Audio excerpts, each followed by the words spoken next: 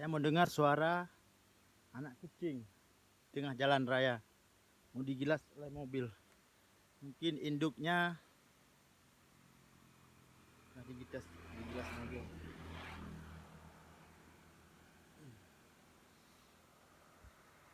Kita tolongin ya. Kita tolongin.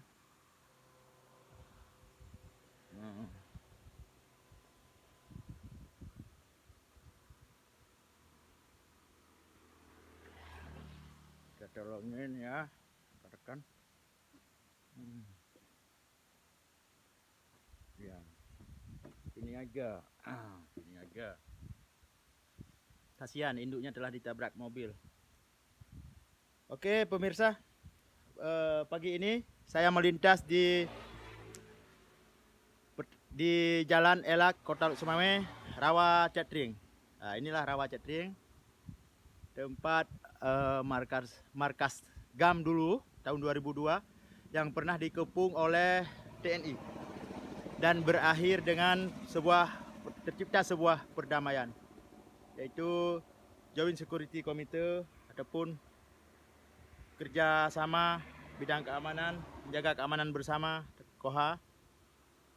Akhirnya gagal dan seterusnya damai kembali setelah perang, damai kembali di Helsinki, Finlandia tahun 2005.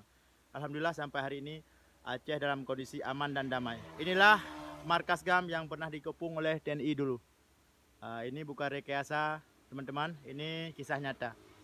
Teman-teman boleh melihat jika datang ke Kota Lok Sumame, silakan melewati Jalan Elak. Jalan Elak Kota Lok Sumame. Kalau dari Medan sebelum Bukit Rata, sebelum sampai di Kota Lok Sumame belok kiri, langsung menuju Jalan Elak ke Banda Aceh. Kalau dari Banda Aceh sampai ke Kerumane belok kanan, itu Jalan Elak.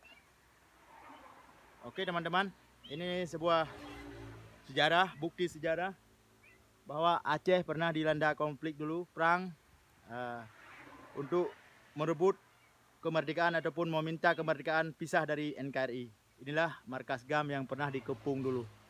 Hari ini telah jadi sawah ataupun menjadi sawah baru, pusat perekonomian baru bagi masyarakat sekitar Kecamatan Nisam, Muara 1, Muara 2, dan Kecamatan Kuta Makmur.